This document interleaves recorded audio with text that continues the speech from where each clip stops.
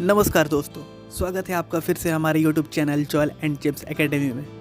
आज हम फिर से नेक्स्ट लेवल थिंकिंग की पुस्तक के एक और टॉपिक को डिस्कस करेंगे। तो मैं आशा करता हूं कि आप इस वीडियो को शुरू से अंत तक जरूर देखें, आपको बहुत कुछ जानने और सीखने को मिलेगा। धन्यवाद।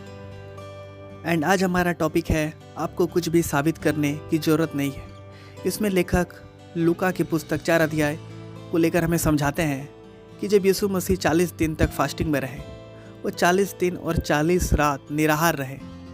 एंड जब उसे भूख लगी, तब जब यीशु मसीह को भूख लगती है, तब शैतान आकर उसकी परीक्षा लेता है।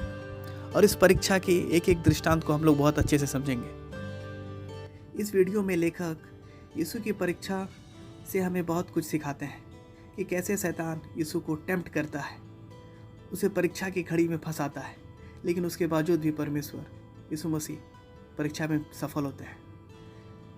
और याद रखें कि परीक्षा की पहली घड़ी तब स्टार्ट होती है जब यीशु मसीह 40 दिन 40 रात तक निराहार रहता है, जब उसे भूख लगती है। और शैतान ने उससे कहा, यदि तू परमेश्वर का पुत्र है तो इस पत्थर से कह कि रोटी बन जाए। एक्चुअली यहाँ पे शैतान परमेश्वर को मिरेकल करने खोजता है, उसे अपने परफॉर्मेंस दिखाने खोज रहा है कि देखते हैं यीशु मसीह क्या करते हैं। लेकिन यीशु ने उसे उत्तर दिया कि लिखा है, मनुष्य केवल रोटी से जीवित ना रहेगा। शैतान ऐसा चाह रहा था कि परमेश्वर अपने वैल्यू को अपने परफॉर्मेंस में आए, जैसे मानो शत्रु कह रहा हो कि यदि तू इस पत्थर को कह दे कि रोटी बन जा, तब तू परमेश्वर का पुत्र है। यदि तू कुछ चमत्कार कर दे, तब तू जाने कि तब तू कुछ कर सकता है। मानो परमेश्वर यीशु मसीह कह रहे हो कि मुझे साबित करने के लिए कुछ नहीं करना है कि मैं कौन हूँ, क्योंकि ईश्वर वो जानते हैं कि मैं कौन हूँ। मुझे परफॉर्मेंस की आवश्यकता नहीं है। बिल्कुल ऐसी तरह हमें भी अपने आप को जांचना है। जरूरी नहीं कि हम परफॉर्मेंस से तभी हम जान पाए कि मैं कौन हूँ। परफॉर्मेंस से मुझे अपने वैल्यू को नहीं जांचना है।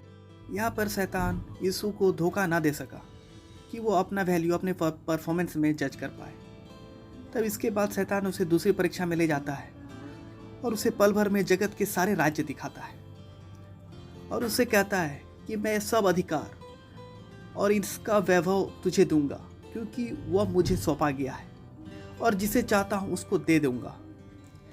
इसलिए यदि तू मुझे प्रणाम करे तो ये सब तेरा हो जाएगा। वहां पर यीशु ने उसे उत्तर देकर कहते हैं कि लिखा है, तू प्रभु अपने परमेश्वर को प्रणाम कर और केवल उसी की उपासना कर। परीक्षा की घड़ी में भी मानो शैतान यीशु को अधिकार, संपत्ति की आवश्यकता दिखा रहा था। मानो शैतान चाह रहा था कि यदि तेरे पास संपत्ति है तो ही तू परमेश्वर है। लेकिन वहाँ पर भी यीशु मसीह का सेम आंसर रहता है कि I don't need positions to prove my worth and value.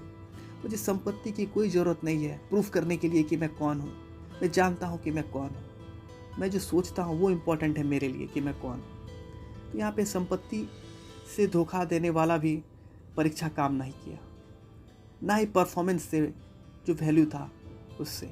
अब यहाँ पर अधिकार आधारित और ना ही प्रदर्शन आधारित, ये दोनों के दोनों ही परीक्षा में यीशु मसीह पास होते हैं।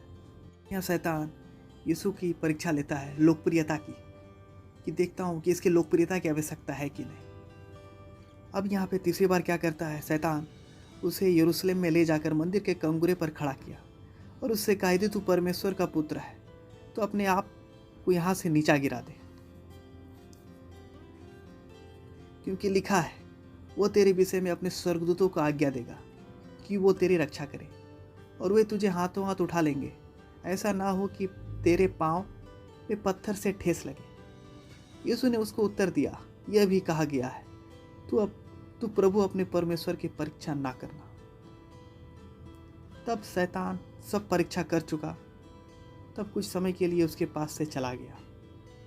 यहाँ पर लेखक हमें यह बताते हैं, ये जो तीसरी परीक्षा थी वो एक पॉपुलर होने की थी, अपने आप को पॉपुलर फील होने की थी, एक वैल्यूएबल इंसान बनने की थी। यहाँ पर भी मानो यीशु मसीह कह रहे हो कि मुझे लोकप्रियता की आवश्यकता नहीं है कि मैं कौन हूँ। मैं जानता हूँ कि मैं परमेश्वर के रचयिता हूँ।